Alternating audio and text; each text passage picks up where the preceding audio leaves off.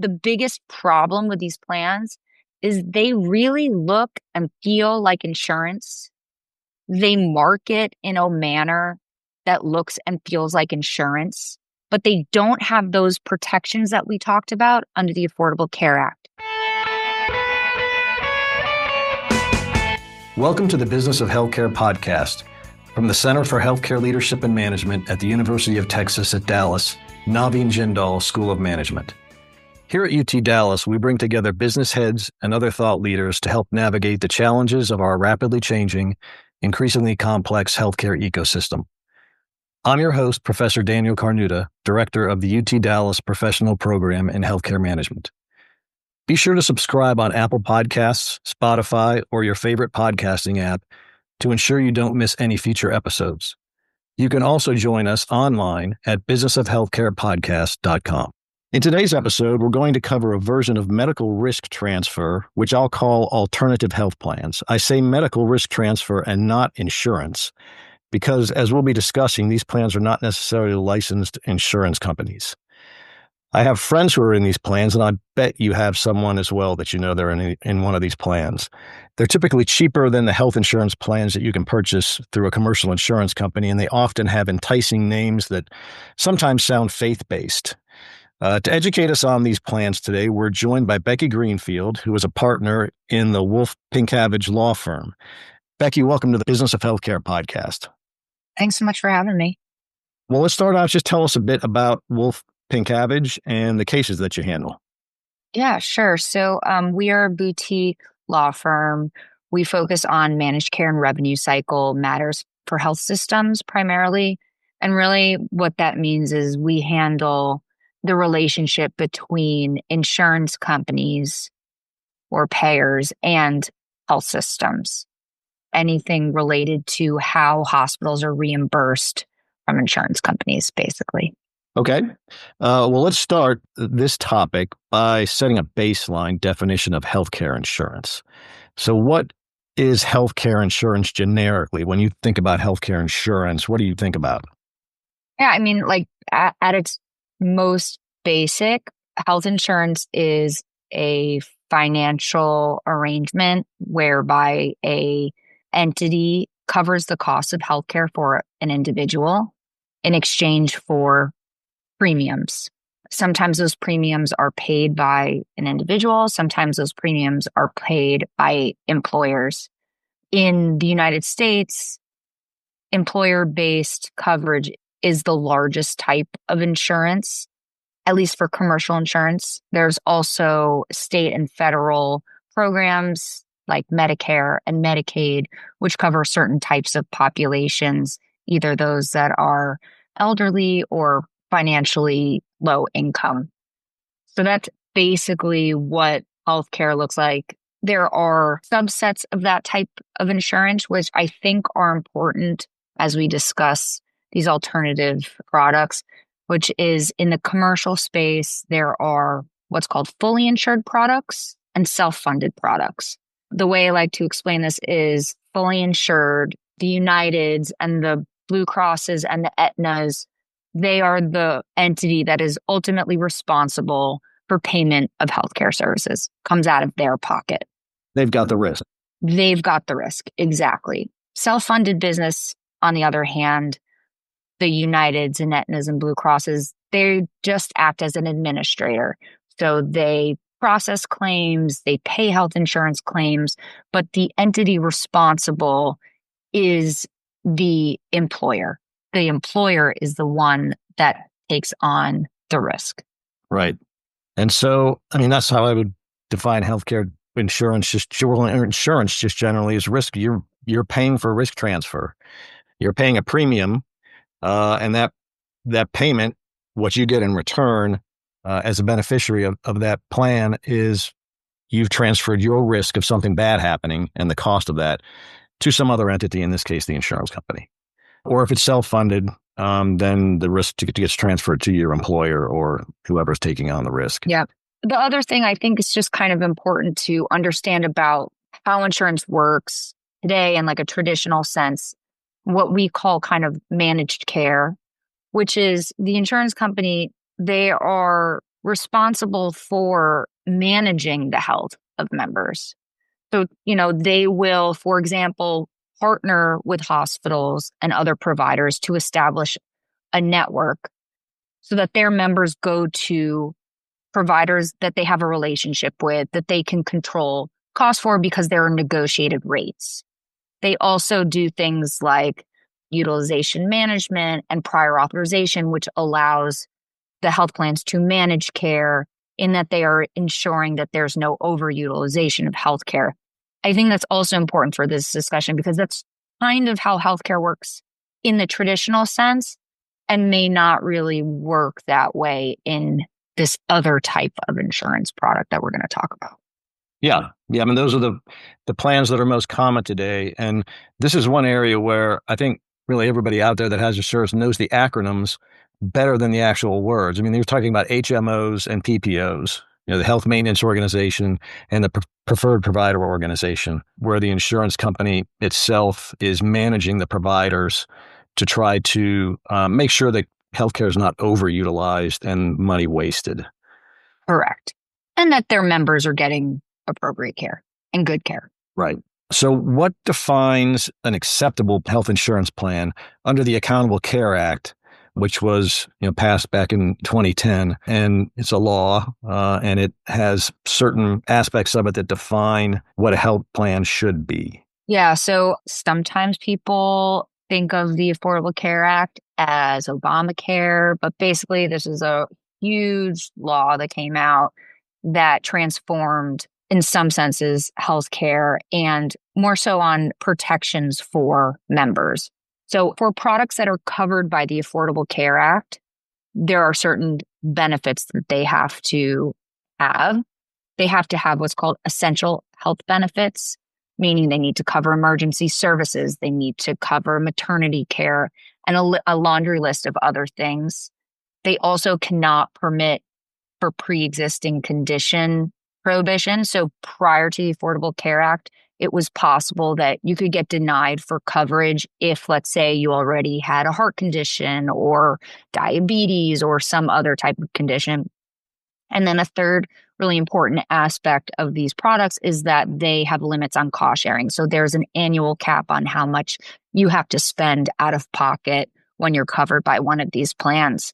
Previously, having a product that was a qualified product under the Affordable Care Act was important because there were tax implications if you did not have one. You could be taxed if you were not covered by this type of insurance.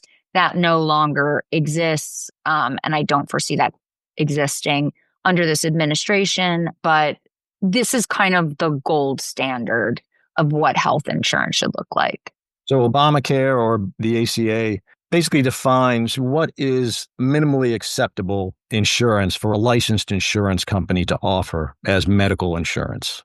Correct. And there's a ton of other stuff that goes with this law, but at its most basic, it was implemented to protect consumers when they have a health incident or they have a chronic condition. Okay, so let's veer into the fast lane then and start with the alternative health plans. So how do those plans, these plans that are sometimes called junk plans, how do such plans differ from ACA plans? And how have they managed to get a foothold in the healthcare insurance market if they don't comply with these ACA rules? I want to start this discussion with some definitions because junk plan is not a term of art. It's something that I use and I think others kind of use when they think of these alternative arrangements, but there's different types. So the first example I can give are healthcare sharing ministries. These are not insurance at all. They are not licensed by a state or federal law, or they're not governed by state or federal law, really, and they're not overseen by state or federal agencies. These entities historically had a really great purpose. It started in the Mennonite Church. It was this arrangement amongst the members of the church who wanted to take care of each other when they didn't have other means to pay for health insurance. And what it is turned into is something quite different. And they really got popular during the advent of the Affordable Care Act, which, remember, I talked about those tax implications of not having insurance. Right. When the law was promulgated, one of the exceptions to that tax implication was if you were enrolled in a healthcare sharing ministry. And so if you meet certain criteria under federal law, you can have a healthcare sharing ministry and a member can enroll in that product, and then they would not be taxed under the Affordable Care Act for not having insurance. That is one type of thing that is truly not insurance. Can we call that crowdfunding? Is that? It is sort of like crowdfunding. The biggest problem with these plans is they really look and feel like insurance. They market in a manner that looks and feels like insurance, but they don't have those protections that we talked about under the Affordable Care Act. So, for example, they don't have to cover all emergency services. If you, for example, and I've seen this in claims that we've received from hospitals, if you try to commit suicide and fail and go to the emergency room, the ministry may not pay for it because it's not aligned with their religious values that are set forth in the plan documents. If you have a pre-existing condition, they do not have to cover you. And so while it looks and feels like insurance, while they do have risk pooling, right? Everyone pays a monthly fee. It goes into a pool, and that pool of money allegedly is used to pay for the total population member health spend. There's not state and federal protections for the members. And I think a lot of people, they either don't really understand what they're purchasing or they're misled into purchasing something that just doesn't have those protections. The buyer beware situation. When you're buying, I mean, nobody likes to read these long contracts that they get when they purchase things like insurance and cell phones and and software. Yep. But when you're buying such a plan from a commercial insurance company that's licensed, you at least have some, I don't want to read this thing. Well, even if you don't read it, that's buyer beware, but you at least got some comfort that it's a licensed insurance company. These plans aren't licensed, so you've got to read these things in detail and understand them to know what's going to be covered and what isn't. Definitely. And I think, some listeners might be asking, like, why would someone buy something like this, knowingly buy something like this? And it really comes down to cost. Health insurance is really expensive. If you go on the marketplace for the Affordable Care Act and you buy an individual plan and you are not eligible for a government subsidy, it could be hundreds, if not thousands of dollars per month for coverage. People are looking for lower cost solutions, and that has driven people to alternative products like the health sharing ministry plans. Do these plans have administrative substance like a commercial licensed health plan would, where they've got staff that are actuarial experts on risk and setting the premium amounts, and they do case management and pre-authorization workflow and all that goes with a normal insurance contract? I am not certain about actuarial analysis to determine what the premiums would be. They claim, at least some of them claim, that they have some of that utilization management built into their product. But from my own experience, when you get a denial, it's not because they think something is not medically necessary in the context that we see it, as if it was a United plan or an Aetna plan. It's really just whether there's a pre-existing condition or some other benefit. And the hospitals who render these services and have to render these services, because most of these people come through the emergency department, only find out about the denials later. And so one really, really important thing to consider if you are thinking about buying one of these plans is there are balance billing protections under now federal law, under the No Surprises Act, and in many states, state balance billing laws. And basically what that means is if you have an emergency or you get a service at an in-network hospital, but let's say your anesthesiologist is out of network, and that happens very, very often, under the balance billing prohibitions, the provider and the hospital cannot bill you more than your insurance company paid. So if there is no contract between the hospital and the insurance company, and the hospital bills $100, and the insurance company thinks that those services are worth $10, under balanced billing protections, the hospital cannot bill you, the member, $90.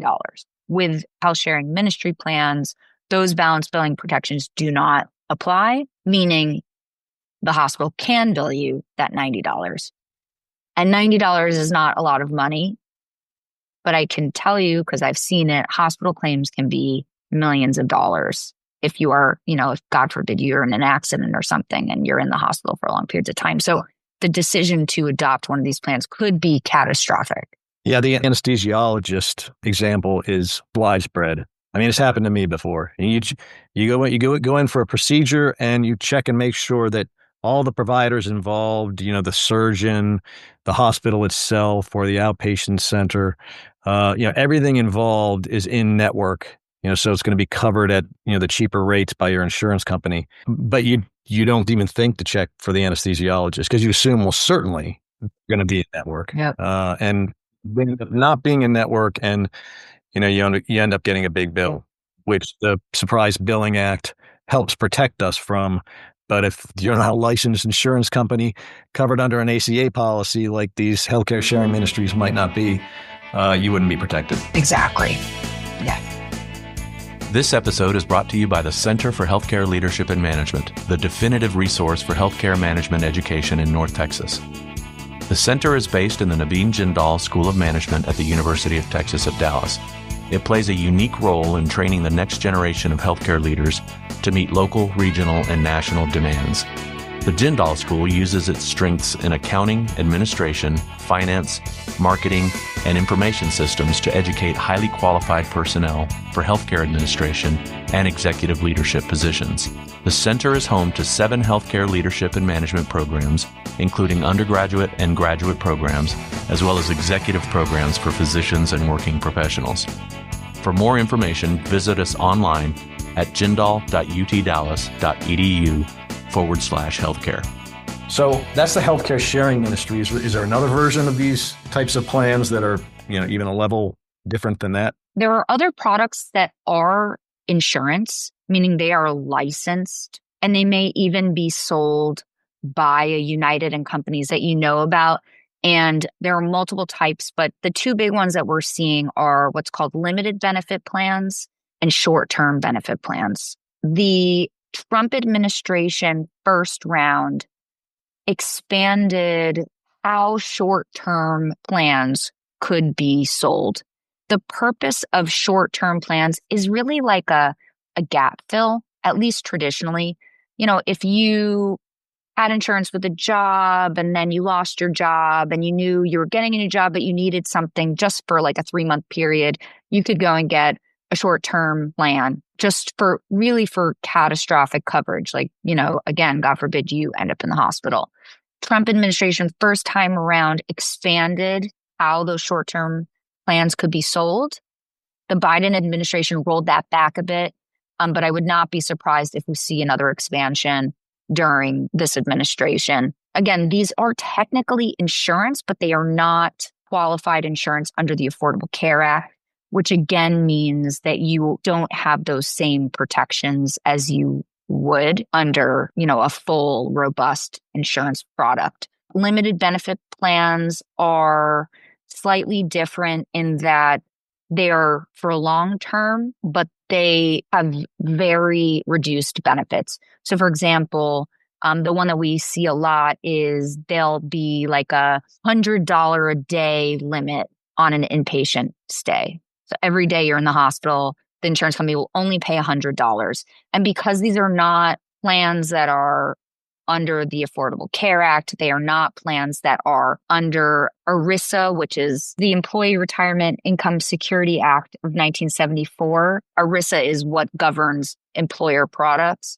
Because they're not governed by those laws, the protections aren't in place. So that means there's balance billing is permitted. So if you go to the hospital and you're there for 30 days and the plan pays $100 a day, you are responsible for the remaining balance. Again, could be huge medical bills. But going back to what I said previously, all these products are much cheaper than robust plans. And so people who are looking for a cheaper solution are leaning towards them. And what we're finding, unfortunately, because of the marketing practices of some of these plans, people think that they're purchasing robust insurance and are instead getting some type of limited benefit plan and are surprised when they get balance billed. Buyer beware.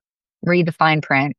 Yeah. You have to with these policies. Yep. What issues do you see hospitals and other providers encountering when a patient presents with these alternative type insurance plans that you typically don't see when they've got an ACA plan? The way traditional insurance works, I mentioned it before, there's usually a contract between the insurance company and the hospital. These contracts are really big and say a lot of stuff, but really at its most basic term, it sets a rate. And so when a hospital sees a patient, they look at the patient's ID card. The ID card has a logo, and that logo tells the hospital, hey, I can see this patient, and I know what I'm going to get paid after I've rendered services. And that's how it works for like 95% of all hospital claims. Don't hold me to that number, but a significant majority of hospital claims are in-network claims. And that creates some stability. Hospital claims get denied all the time, but there's some stability and the hospital can project how much revenue they are going to make based on that. The problem with all of these plans is that they don't have a network, meaning they don't contract with hospitals for a specific rate. So when a hospital sees these patients, they see all these logos. There's usually a million different logos on these plans. The hospital at intake, the intake personnel are really confused about who's responsible for payment. A lot of the times they're categorized incorrectly. And so sometimes the hospital thinks this might be covered under one of their contracts that they have in place. But at the end of the day, the claim is either denied for something like pre-existing condition, or it's just significantly underpaid, well below what a hospital ordinarily accepts for commercial products. Something that's just to take into consideration with all of this is there's a law called EMTALA, which stands for the Emergency Medical Treatment and Active Labor Act. Every state has one, and there's a federal one. It's a really old one, and it's a really, really important law that we have that some other countries do not have. And basically what it says is, if you show up to a hospital emergency room, no questions asked, they must treat you. It doesn't matter what your immigration status is. It doesn't matter what type of insurance you have. You have to be treated. So hospitals have to treat all of these people, many of which don't have insurance. They might be covered by Medicaid, which has really low reimbursement. They may be covered by Medicare, which has also relatively low reimbursement. And so hospitals rely on commercial business to cross-subsidize, meaning they need to get higher rates on commercial business so they can cover the costs for lower or non-paying patients. And what we're seeing with these alternative plans, and what we're worried about with these alternative plans, is if people that would otherwise be commercial business, meaning they're getting covered through their employer or they're purchasing insurance on the Affordable Care Act exchanges, and they move to these other things, it's going to deteriorate the expected commercial reimbursement. And if it continues to grow and it keeps chipping away at that commercial reimbursement, our fear is hospitals won't be able to cover the costs for lower paying insurance. That's a real problem.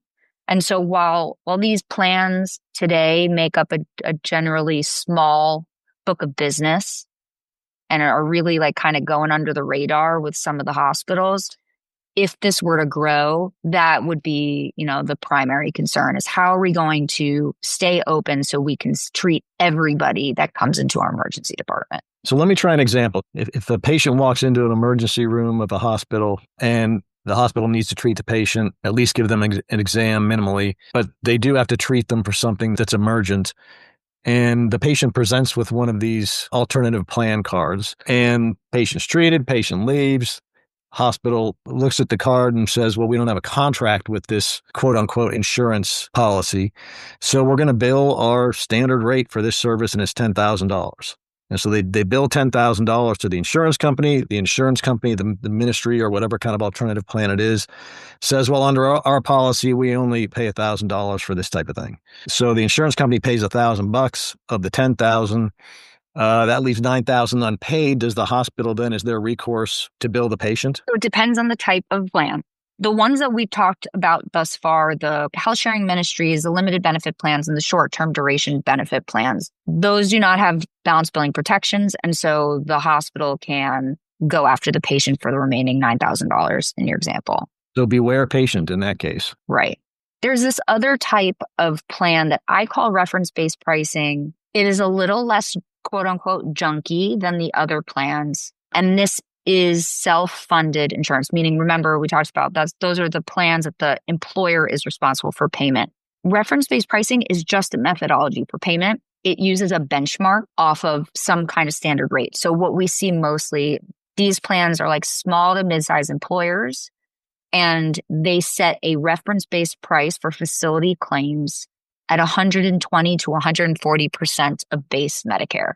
All you really need to know about that is that's way lower than most hospitals will accept for a commercial product. But those plans are governed by ERISA. They are governed by the Affordable Care Act. And so those patients are protected by the balance billing laws. And so the hospital cannot balance bill those patients.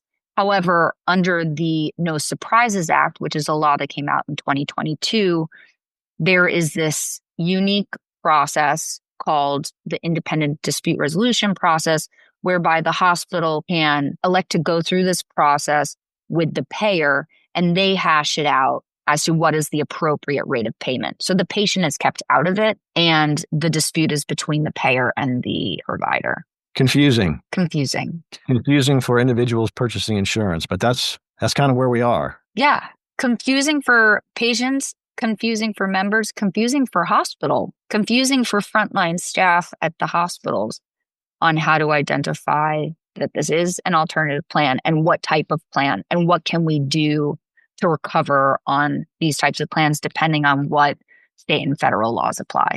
So it is super confusing for everybody. Yeah. And I guess if we can wrap it up and just say that, I mean, what I'm hearing here is, it's buyer beware. If you're buying one of these plans, make sure you know what your coverage is and what the gaps are. And if you're on the provider side, accepting a patient with one of these plans, again, you've got to have processes in place where you know beforehand what your reimbursement's going to be for the particular patient and what issues might arise because of the insurance policy that they carry. Is that fair? Very fair.